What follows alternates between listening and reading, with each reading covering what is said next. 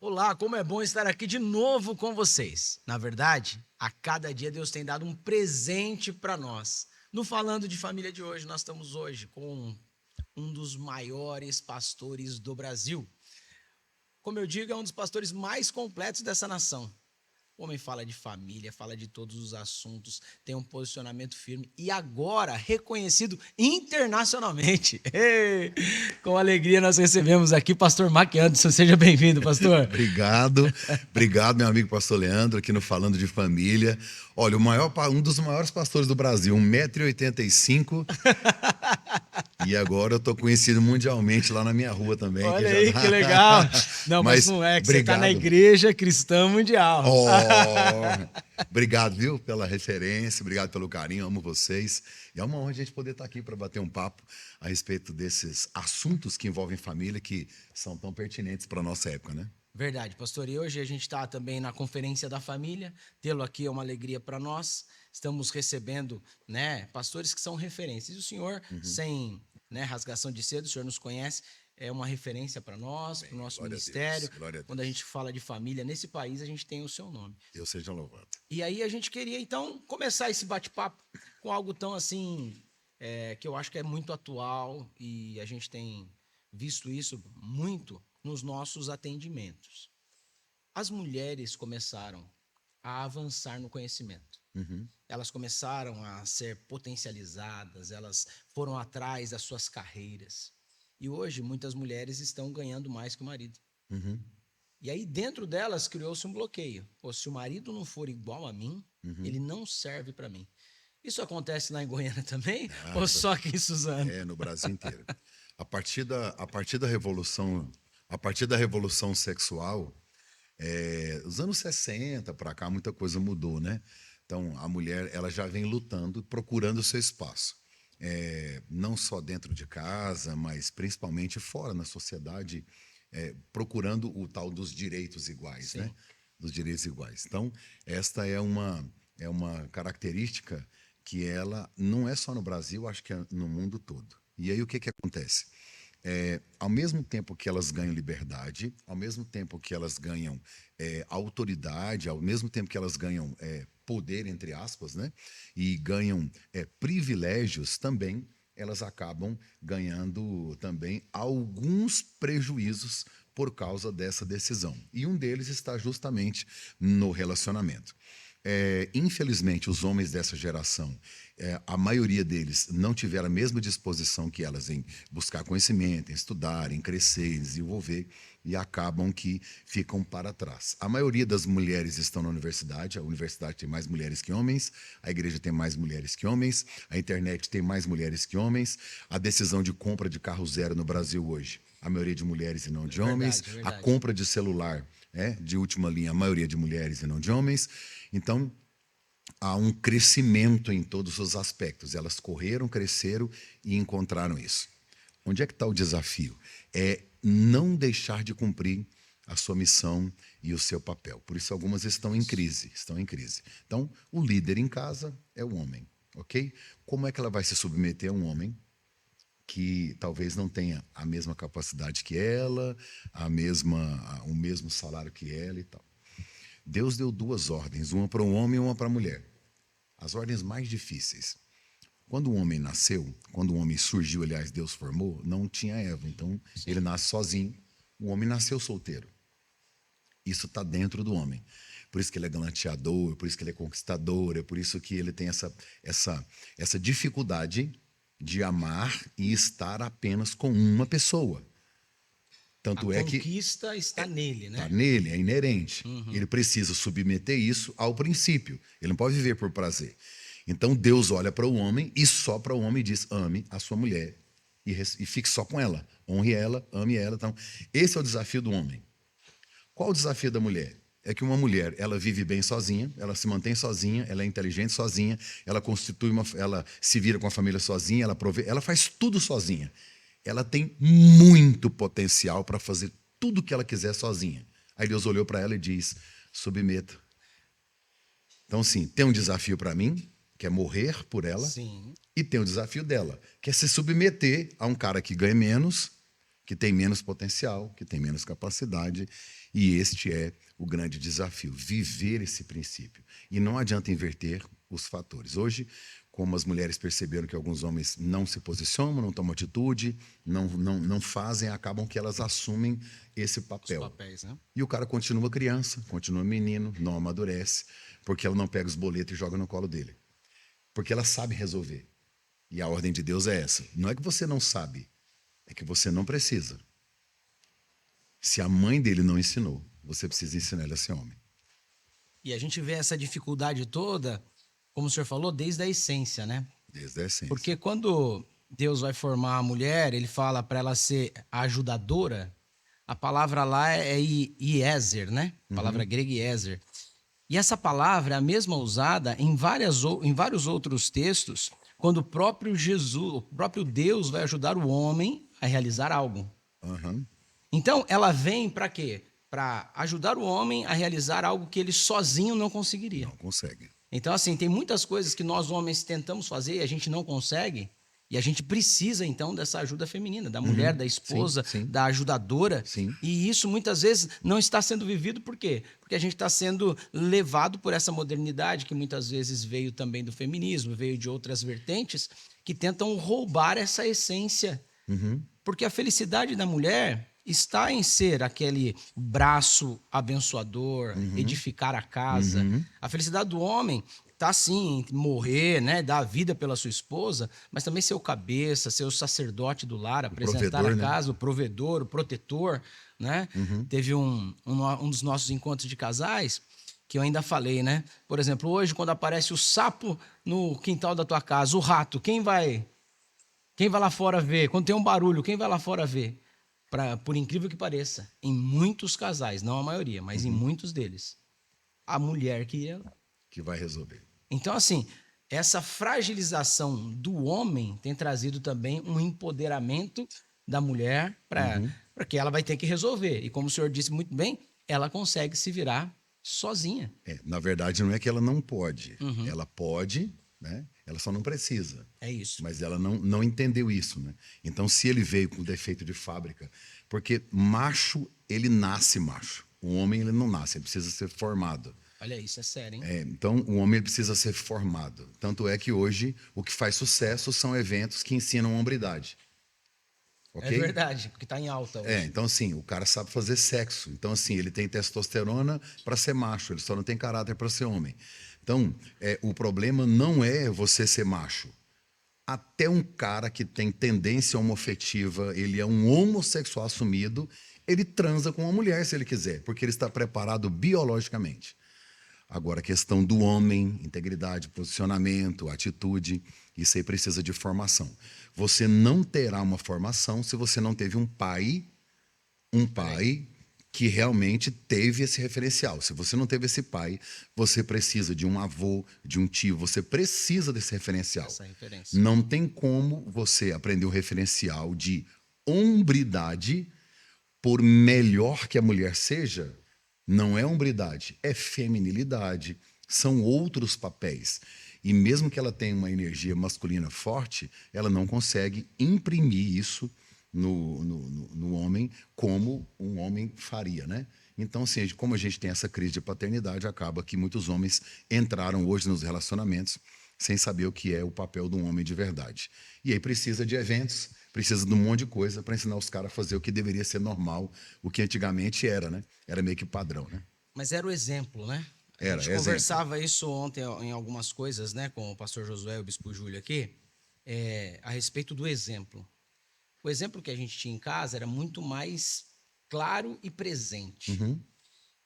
Hoje, o grande desafio de um homem, o grande desafio de um pai de família, de uma mãe, é o quê? É prover dentro da casa conforto.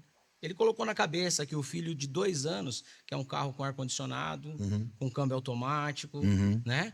E para ele prover isso, o que ele faz? Ele vai lá e começa a trabalhar de sol a sol, de domingo a domingo, horários os mais diferenciados, e ele não tem essa presença. E como ele não teve essa presença, a referência que essa criança teve, esse menino teve, foi uma referência muito mais feminina do que masculina. Foi muito mais da mãe do que do pai. Então, nessa referência feminina, todas as vezes que ele foi resolver um problema, ele entendeu que minha mãe resolvia desse jeito, porque ele nunca viu o pai resolver um problema, porque o pai não estava presente. Então, a presença paterna, masculina, é algo imprescindível para que as nossas crianças sejam formadas com um caráter estabelecido. E aí eu quero tocar num assunto muito delicado, que é o fato de que, como há muito divórcio, a gente sabe disso, metade dos casamentos não dão certo, acaba se divorciando. Então, a criança acaba ficando sem o pai porque os pais decidiram se divorciar. O problema é que a mãe, principalmente a mãe, às vezes, ela impede a criança de ter um relacionamento com o pai porque ela não se deu bem, porque ela foi afetada. Então, Isso é o um ponto muito orgulho sério, dela acaba impedindo que essa criança tenha acesso de verdade. Então, assim, eu acho que adultos resolvem como adultos. Então, você não foi bom para mim, nosso relacionamento não deu certo, nós nos desentendemos, você chegou até a fazer coisas que não deveriam ter sido feitas, porém, nosso relacionamento é uma coisa. Mas esse menino precisa de uma referência, você é o pai. Então, tirar da criança essa oportunidade de ter o pai por perto é um perigo, né, para essa geração.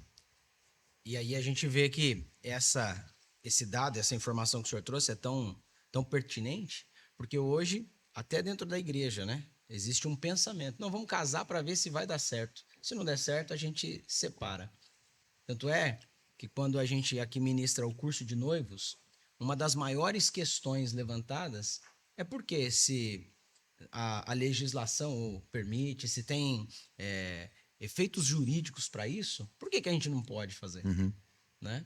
Então, assim, eles estão hoje querendo trazer com que uma cultura que foi estabelecida esteja acima dos princípios estabelecidos pela palavra de Deus. E eu acho que isso é uma função até nossa, como pastores, como responsáveis por instruir a igreja, instruir a sociedade que está à nossa volta, de mostrar para eles verdadeiramente que uma coisa é você viver sob os princípios cristãos, os princípios da palavra de Deus, e aí sim você tem toda uma bênção liberada sobre a família. Ou deixar de vivê-los e viver uma consequência de uma sociedade que hoje nem se preocupa com a família. Está adoecida, né? A gente vive uma geração dos descartáveis. Tudo é muito descartável, né? Então, se roupa é descartável, carro, a pessoa hoje não consegue assistir um Reels com mais de 1 minuto e meio, né? É isso. Então, é essa troca, né? De coisas rápidas, de coisas muito sem essência, né? Então, a gente traz isso também para os relacionamentos. Então, a gente quer excesso, né, de curtidas, muitas pessoas, que na verdade não são relevantes nem um pouco para nós. A mesma coisa acontece. O cara me procurou e falou assim, casado há 7 anos, eu vou terminar. Falei, você não vai terminar, você não está namorando? Boa. Você está casado. É isso. Você não vai terminar. É sobre isso. Seu cérebro precisa virar uma chave aí, querido. Então, assim, terminar, você está namorando, beijando na boca, tal, você vai terminar. Então, assim, 7 anos de casado e um filho, você não vai terminar.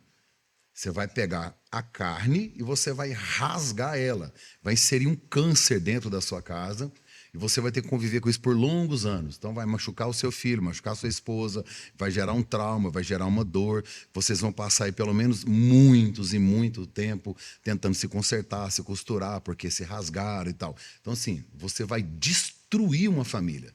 Você não vai terminar. Aí ele falou, não, porque eu não tenho mais química. Falei, eu sei, mas a gente não vive por química, a gente vive por essência. Cristão não vive por prazer, vive por princípio. É isso. Então, um senhor casado há 50 anos perguntaram para ele, por que na sua época as pessoas ficavam mais tempo casadas? Ele disse, porque na minha época a gente aprendeu que quando uma coisa estraga, a gente conserta, a gente não joga fora. Qual que é o problema dessa geração? Eles querem felicidade. E se esquecem que felicidade não é destino.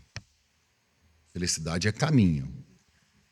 Eu tenho um destino. Qual é o meu destino como casado?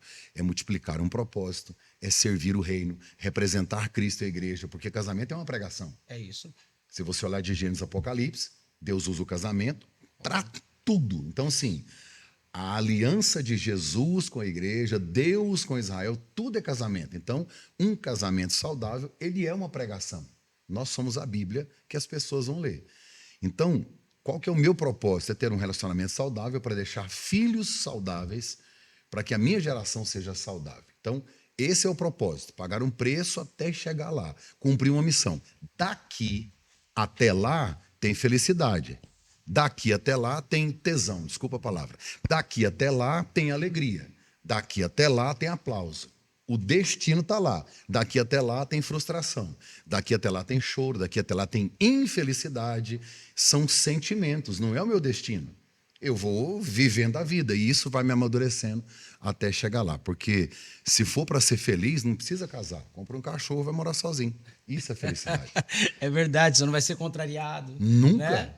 Cachorro não te liga. Não, Ele não pergunta não te se você cobra. pagou os boletos. É isso. Um cara falou para mim, a mulher falou para mim, ai, eu prefiro cachorro do que gente. Lógico. Até eu prefiro cachorro do que gente. Porque gente confronta, gente amadurece, gente afia, gente me encara, gente fala que eu estou errado, gente analisa o meu pecado, gente me expõe quando eu estou errado. Então, assim, é lógico que você prefere. Ai, meu cachorro só falta falar. Ainda bem que ele não fala. Porque se ele falasse, você não era amigo dele. Ele ia contar cada coisa a seu respeito. Que bom, que bom. Ainda bem que ele não fala. Verdade. Por isso que você gosta dele, porque ele não fala. Verdade. Porque se ele falasse... Ele ia revelar muita coisa que está Nossa, escondida aí. Coisas que ele viu que ninguém sabe. Como é bom falar com o pastor e a gente vai aprendendo tanta coisa, né? Mas, pastor, o senhor tem vivido um tempo assim extraordinário de crescimento no seu ministério, seu chamado, né? Sua igreja despontando, sua esposa hoje, né? Pastoreando contigo, ativa na igreja, seus filhos ali envolvidos, né? E hoje ver toda essa construção parece que foi do dia para a noite. Mas tem uma frase tua que eu gosto muito, né? Não, é até de repente, mas não é do nada. Não é do nada, Não é do nada. Eu queria que o senhor desse alguns conselhos para nós, para como estabelecermos uma família, para que o nosso sucesso, a nossa realização, traga, assim, um destino bendito, não só para aquele que está se realizando, aquele que está aparecendo na foto, mas para toda a família. Porque muitas vezes o sucesso da carreira é do diretor executivo, mas não sabe que tem uma esposa suportando, que os filhos estão lá. Quantas vezes ele teve que abrir mão de algumas outras coisas para estar se desenvolvendo, crescendo, estudando, para chegar nesse ponto. Então, eu queria que o senhor falasse um pouco disso, da sua história, para servir, né, de uns conselhos para nós, para todo esse pessoal que vai acompanhar a gente aqui. Eu parto do princípio de que é uma construção. Então, propósito da construção, ele não é revelado, não é alguém que te entrega. Seu propósito é esse. Não, vai construindo, até que você vai entendendo, vai sendo forjado e descobre. Casamento é construção, divórcio é construção.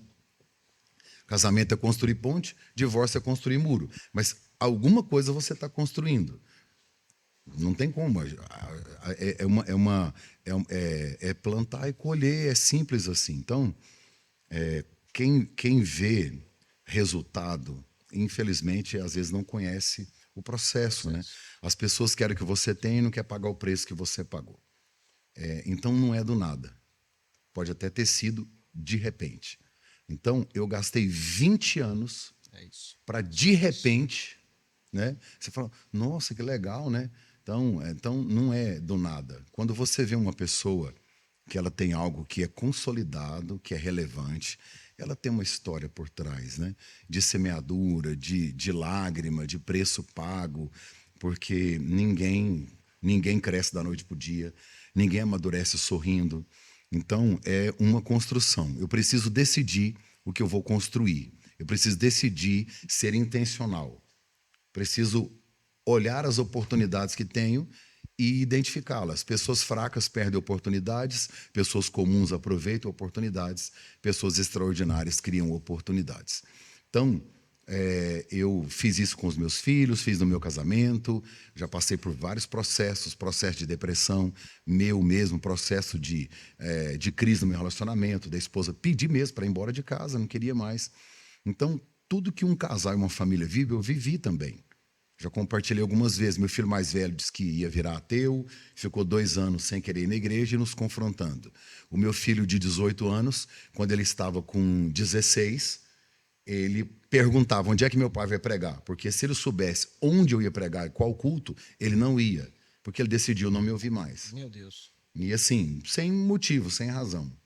Então aí é um processo. O que é que você quer construir? Agora você isola, ignora e você fica indiferente, ou você traz para perto e constrói essa ponte de novo que em algum momento, por ser uma família normal, ela teve uma quebra, uma desconstrução, ou coisa, como é que você vai saber? Então a igreja cresceu muito, muito intensa, e aí acaba que você desconecta de algumas coisas. Então, uma família normal, você tem que decidir, são decisões. Decisões decidem destinos. O que você vai construir hoje para chegar amanhã? Ninguém separa da noite para o dia. É uma construção. Então, é uma construção. Então, ninguém arruma um amante da noite para o dia. É uma construção. Então, caráter é uma construção. Ou você está sendo forjado, né? Ou você está amadurecendo ou apodrecendo. Então, isso é em qualquer área da vida. Então, decida hoje construir o que você quer. Se você não está gostando do que está colhendo, tem que mudar a A semente. semente que está plantando. Porque muitas respostas que você não está encontrando para os problemas de hoje estão nas sementes de ontem. Eu costumo dizer que a dor da colheita ela pode eliminar o prazer do plantio. Isso é forte. Muito forte.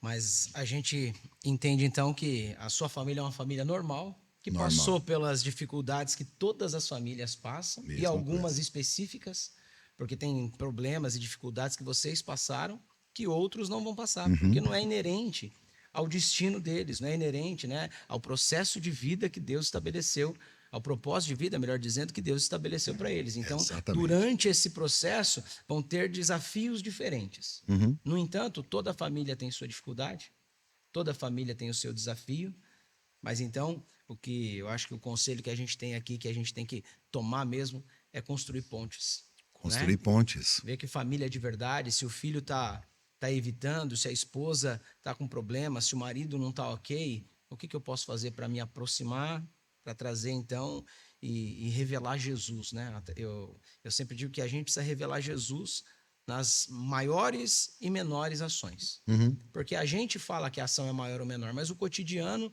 é cheio de ações pequenas que revelam verdadeiramente quem você é. Exatamente. Então parece que no cotidiano você não precisa, não, você precisa também se preocupar com essas ações que são pequenas para que revelem Jesus nas coisas mais simples dentro de casa. E um outro conselho que eu poderia dar é não repetir padrão.